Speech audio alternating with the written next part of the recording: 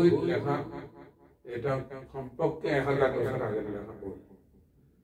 একবার টিভিতেও লেখা হচ্ছিল খ্রিস্টীয় প্রথম শতাব্দীতে, তাহলে এখন 2025 মানে 1000 বছর অতিক্রম হয়ে গেছে। 1000-1500 বছর আগে লেখা হয়েছে এই লেখাগুলো। তখনকার পরিস্থিতি আলোকে এগুলোর ব্যাখ্যা বিশ্লেষণ টিভিটকের মধ্যে রাখা হয়েছে। কিন্তু আমরা নিজেরাই জানি এই মানুষের মন কি দ্রুত পরিবর্তন হয়। মানুষের মনের পরিবর্তন হয়। আমাদেরকে একসময় হেঁটে হেঁটে গ্রাম থেকে গ্রামে যেতে হতো, আমাদেরকে যানবাহন দিয়েছে। যানবাহনের সেটা মানুষের মন করেছে, এগুলো প্লেন দিয়েছে, উড়োজাহাজ দিয়েছে, এখন রকেট, নভোযান এগুলো দিয়েছে। এগুলো তো মানুষের মনে দিচ্ছে। মানুষের মন কাজ না করলে একটাও হতো। তা আমরা এগুলো তো ভাবতে হবে। তাহলে এত পরিবর্তন শুধু আমাদের চোখের দেখার মধ্যে হয়ে গেছে। মোবাইলে কোনোদিন চিন্তা করেছিলাম এখান থেকে মোবাইলে সামনাসামনি ঘরের লোকের সাথে কথা বলতে পারবো বাংলাদেশে?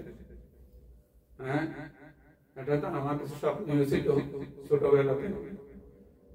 এগুলো মানুষের মনেই করছে। বিজ্ঞানীরা মন ছাড়া চেষ্টা করা তো এগুলো কিছু করতে পারতো না।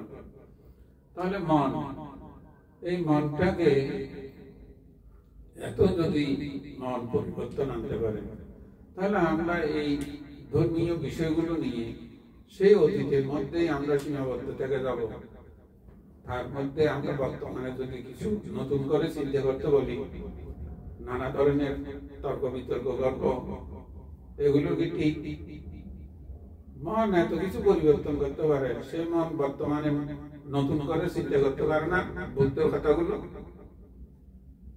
কিন্তু আমরা করতে রাজি না, ভিক্ষুরাও না। ভিক্ষুদের মধ্যেও এই জড়তা। আর সাধারণ মানুষ আপনাদের কথা কি বলবো? তাহলে এই কারণেই আসলে তো বুদ্ধ যে কথাগুলো বলেছেন, সে কথাগুলো গবেষণা না করলে বর্তমান ভিডিওতে যেগুলো আছে সেই প্রত্যেকটা কথাগুলোকে বর্তমানের ভিত্তিতে যদি আমরা আলোচনা না করি, এটা আমাদের কোনো উপকার করতে পারবে না, আমাদের কোনো পরিবর্তন আনতে পারবে না। এই জন্য তো আমরা বুদ্ধাং শরণং গচ্ছামি বলতেছি। কিছুক্ষণ আগে আমার বললেন বুদ্ধাং শরণং গচ্ছামি, ধম্মাং শরণং গচ্ছামি বলছেন। একটিও চিন্তা করবেন না বুদ্ধাং শরণং গচ্ছামি অর্থ কি? বুদ্ধাং শরণং গচ্ছামি যে ব্যক্তি হয়, যে ব্যক্তি বুদ্ধের শরণ নেয়, সে কেমন হওয়া উচিত চিন্তা করবেন না? এটা চিন্তা করা উচিত না? ভিক্ষুরা নিজেরাও চিন্তা করে না, আপনাদেরকে চিন্তা করতে বলবেন কি করে? ভিক্ষুরা তারা শিক্ষা দেবে, ধর্ম শিক্ষা, বুদ্ধের কথাগুলো আমাদেরকে বোঝানোর দায়িত্ব যারা নিয়েছেন, তারাই এই বিষয় নিয়ে কোনো আলোচনা করেন না। এই সেই হবে বই বলতে লেখা হয়েছে, আমরা ক্যাসেটের মতো খাবার বুদ্ধাং জানগাছামি, বুদ্ধাং জানগাছামি, বুদ্ধাং জানগাছামি বলেই আছে। কেবল বলতেই আছে ক্যাসেটের মতো। কোনো অনুভূতি উপলব্ধি নাই। অনুভূতি উপলব্ধি বোধ যদি জাগ্রত না হয়, পরিবর্তন আমার হবে কি করে? আমার কোনো পরিবর্তন হবে না। কি এটা সত্য না মিথ্যা বলেন না? তো পরিবর্তন যদি না হয় তাহলে লাভটা কি হলো বলেন তো? আমাদের তো যখন আমি বুঝতে পারবো যে আমার কি দুর্বলতা আছে, এটা যতক্ষণ বুঝতে না পারবো আমি এই দুর্বলতা থেকে মুক্ত হবো কি করে বলেন তো? এই জন্য বর্তমানের পরিস্থিতি এই মানে ভয়াবহ বিষয়টা বৌদ্ধদের। অন্যান্য ধর্মের কথা আমি বলবো না, কারণ এই দায়িত্ব তো আমরা নিই। আমি বুদ্ধের দায়িত্ব নিয়েছি, আমি নিজেকে বৌদ্ধ বলে পরিচয় দিচ্ছি। আমাকে বুদ্ধের কথাটা আলোচনা করতে হবে, বুঝতে হবে। এটা আমি যখন পরিচয় দিচ্ছি দায়িত্ব নেব না, দায়িত্ব শূন্য পরিচয় দিয়ে লাভটা কি? এই জন্য বুদ্ধ শব্দের অর্থ কি? মানে বুঝার ক্ষমতাকে মানে কাল্টিভেট করে, আমার বুঝার শক্তিকে আমি মানে শ্রীবৃদ্ধি করবো, সমৃদ্ধ করবো। আমার বুঝার ক্ষমতাকে আমি সমৃদ্ধ করব। ছোট শিশু সে নিজের চেষ্টায় নিজের বোধকে সে সমৃদ্ধ করে। আমরা করেছি না ছোট শিশু থেকে, আমরা নিজের চেষ্টা করেছি না। মাকে জিজ্ঞেস করছি এটা কি, বাবাকে জিজ্ঞেস করছি ওটা কি, যে আমার কাছে আসে জিজ্ঞেস করেছি ওটা কি। এই করতে করতে শুনেছি, এগুলো মনে ধারণ করেছি, চোখে দেখেছি, মনে ধারণ করেছি। এভাবে করতে করতে আমরা আমাদের বোধ শক্তিকে আমরা এতদূর পর্যন্ত নিয়ে এসেছি। কিন্তু সেই চেষ্টা যদি আমি বর্তমানে নিজে বুদ্ধকে আশ্রয় করে যদি না করি, তাহলে এটা কোন ধরনের বুদ্ধ পূজা হবে? বুদ্ধ তো আমরা আজকে যে দ্রব্যগুলো নিয়ে পূজা করতেছি, এগুলো নিয়ে তো আমরা কোনো ভাবনা চিন্তা করি। ও বাপদাদারা যে ভাবনা চিন্তা করেছেন আমরা যেগুলোকে ধরে আছি, তাহলে এগুলো নিয়ে আমরা চিন্তা করি না। বান্তরা বললেও এগুলো নিয়ে আমরা তেমন বেশি কোনো মাথা কামাই না। বান্ত বলতেছেন শেষ, একটা আমার আর কি করার আছে, শুনেছি বলছেন বাস ফিনিশ, আর কোনো দায়িত্ব নেই। এইভাবে চললে আসলে আমাদের এগুলো দ্বারা আমরা লুজার হব, আমরা ক্ষতিগ্রস্ত হব। কিভাবে? আমার সময় যাচ্ছে, ঘরে থাকলে হয়তো গৃহস্থালী কাজকর্ম করতে পারতাম, এটা সময়ও আমি এখানে দিয়ে কিছু নিতে পারছি না। ঘরে থাকলে আমার কিছু লাভ হতো, অন্তত পারিবারিক। এখানে এসে আমি যদি এটাকে যদি ভাবনা চিন্তার মধ্যে না রাখি, তাহলে আমার সময় নষ্ট। তারপরে এখানে আমরা দান দিই, দক্ষিণে জল না ডাললে মনে হয় দক্ষিণেও সহজে পাওয়া যাবে না। এই জন্য অনেক সময় ভাবতে বলতে জল ডালো দক্ষিণে টাকা অন্তত দেবে। ঘটনা তো সত্য, এটা মিথ্যা নয়, পকেটে হাত যায় না। কিন্তু এই দক্ষিণে কেন দেবো প্রশ্ন করতে হবে না, কেন দেবো এগুলো, কিসের জন্য দেবো? এটা তো আগে ধারণা ছিল দান দিলে দক্ষিণে দিতে হয়। আমি কি সে দান দিলে দক্ষিণে দিতে হয় এটা আমি একটু আলোচনা করবো না? আসলে দান আর দক্ষিণের মধ্যে তফাৎটা কি, কি জন্য দেওয়া হয়? কোনো প্রশ্ন নাই আপনাদের কাছ থেকে, আমি কোনোদিন এই জাতীয় প্রশ্ন পাইনি। 50 বছর ধরে বড়ুয়াদের থেকে কোনো প্রশ্ন পাইনি। আমি 3 বছর মাদ্রাসা করেছি, এরা আমার কাছে অনেক কিছু জেনেছে। 3 বছর আমি মাদ্রাসা মৌলবীদের যখন পড়াতাম, তারা আমার কাছে অনেক প্রশ্ন করেছে, অনেক কিছু জেনেছে। এবং জানার পরে তারা বলতেছে যে স্যার আমরা ভবিষ্যতে তো ওয়াজ করবো, কোনদিন বৌদ্ধ ধর্ম সম্পর্কে নিন্দা কথা আমাদের থেকে বের হবে না। তখন তাদের এই কথা শুনে আমি বলছি যে এই বড়ুয়াদের এত কিছু বলার আমার যদ্দূর সার্থক হয়নি, তার সাথে এই তাদেরকে অন্তত 3টা বছর আমি সান্নিধ্য দেওয়াতে বৌদ্ধ ধর্মের অনেক উপকার হয়েছে। এইটা আমার ধারণা এসেছে। আমাদের এই ধরনের অবস্থা কেন? জন্মগত বৌদ্ধরা সম্পূর্ণরূপে এখন মানে ইয়ের মতো, বদিরের মতো হয়ে গেছে। বদির কানে শোনে না, চোখে দেখে না, মুখ থাকলেও বোবা। আপনারা ওই ধরনের পর্যায়ে চলে গেছেন। এই কারণেই আমাদের এই দুরবস্থা। আমরা সাংঘাং সারনাগাছামি বলি ভাগাভাগি করি, দলাদলি করি। সাংঘাং সারনাগাছামি তো কোনো ভাগাভাগি নেই, কোনো দলাদলি নেই, সবাই সবার সুখে দুঃখে সমান। এখন আপনি নিমন্ত্রণ করলে আপনার অনেকে আসে, আপনি বিপদে করলে ভাসে থাকে না। নিমন্ত্রণ করলে অনেকে আসে, বিপদে পড়েছেন আসে না। এই না সাংঘাং, একে বলা যায় সাংঘাং সারনাগাছামি। হ্যাঁ, বুদ্ধ সারনাগাছামি কোনো কিছুকে বিচার করতে হবে। আমি এগুলো কেন করতেছি, এগুলো প্রত্যেকটার কারণ কি, এর দ্বারাই আমার উপকার কি, একে বলা হয় বুদ্ধ সারনাগাছামি। যেখানে কোনো প্রশ্ন নাই, কেবল গতানুগতিক আচরণ, ওখানে কিছু নাই, কিছু নাই। এই জন্য আপনাদেরকে বুঝতে হবে আমরা করতেছি কি। আসলে যুগ যুগ ধরে পুরুষ পরম্পরা পূর্বপুরুষ বংশধারা চলে গেছে, ওই করে করে আমরা চলে যাচ্ছি। আমাদের বাচ্চাদের আমরা কি দিয়ে যাচ্ছি?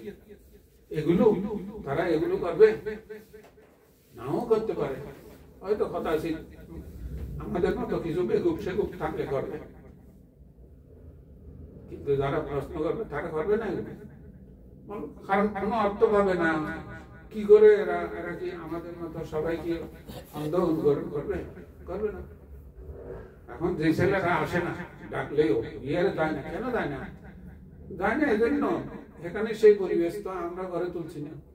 যে পরিবেশে আসলে আমরা বুদ্ধের কথাগুলোকে দিয়ে নিজের জীবনকে বুঝতে পারবো, তারা নিজের জীবনকে বুঝতে পারবে, তখনই তো আসবে।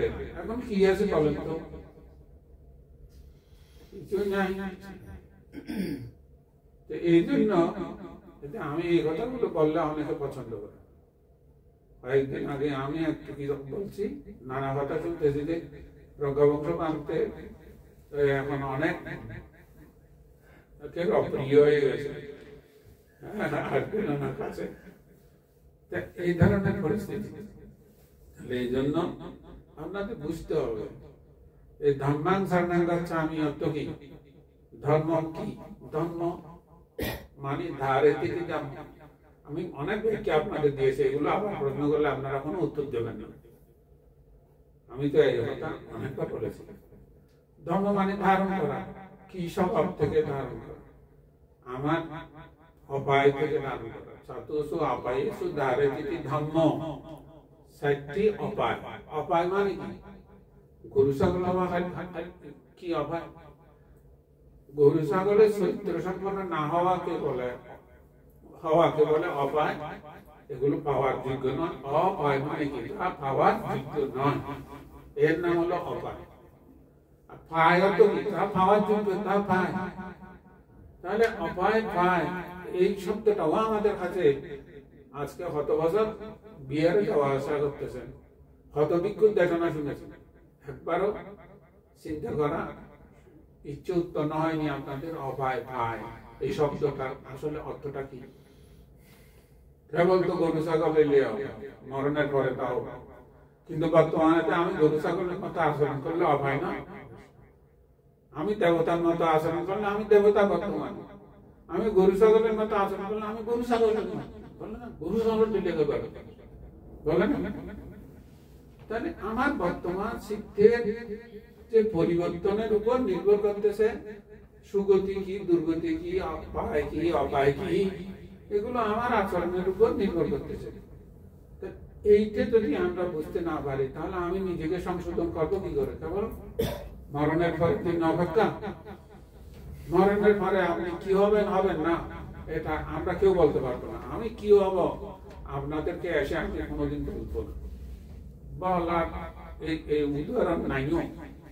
তাহলে এমত অবস্থায় আমরা বর্তমানে আমি যদি ভালো আচরণ করি আমি নিজেও শান্তিতে থাকতে পারি, অন্যেরও অশান্তির কারণ হওয়া থেকে আমি বিরত থাকতে পারি। আমি যদি বর্তমানে ভালো আচরণ করি, মরণের পরে আপনি ভালো আচরণ করবেন খারাপ আচরণ করবেন, এত তো আমার জানার কিছু নেই, বুঝার কিছু নেই।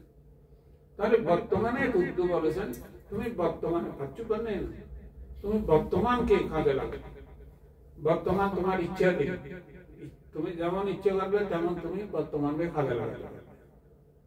মরণের পরে যে মরেছে সে, আমি জীবিত অবস্থায় মরণের কথা বলে বলে আসি, কিন্তু আমি আসলে প্রমাণ দিতে পারছি পারবো। আমি জীবিত, আপনি মৃত ব্যক্তিকে নিয়ে আলোচনা করতেছি, সে মৃত কি আলোচনা করতেছে আমরা কিছু জানি? হ্যাঁ, যে সাহিত্য আছে নরদেহ, এই চিন্তা আপনারা করবেন না। এই জন্য এগুলো করলে বোধ জাগ্রত হবে, তখন বুদ্ধ আমার কাছে উৎপন্ন হবে। বোধ মানে বুঝার ক্ষমতা, বুঝার শক্তি।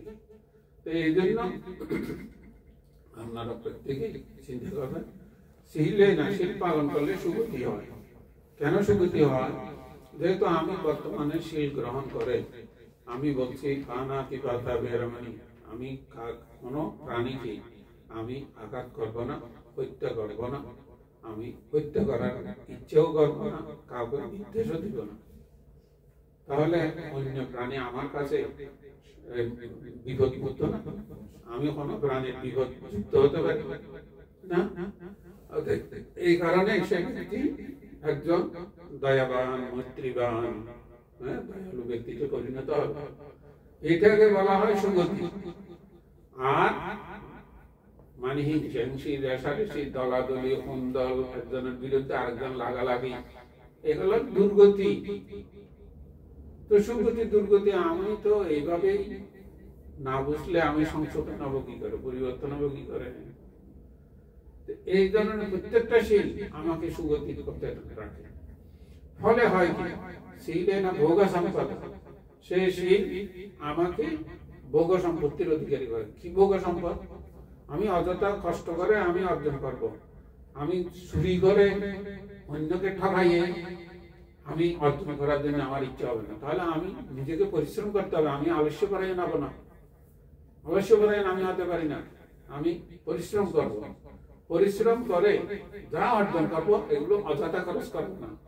খুব চিন্তা করে মাত্রাজ্ঞ হয়ে আমার সমস্ত প্রয়োজন আমার অর্জন দিয়ে সমাধা করতে পারি মতো চিন্তা বিচার বিবেচনা করে আমি খরচ করবো। এটা যদি করে তাহলে এটা কি হয়, মানুষের ধন সম্পদ অপচয় হয় না, নষ্ট হয় না।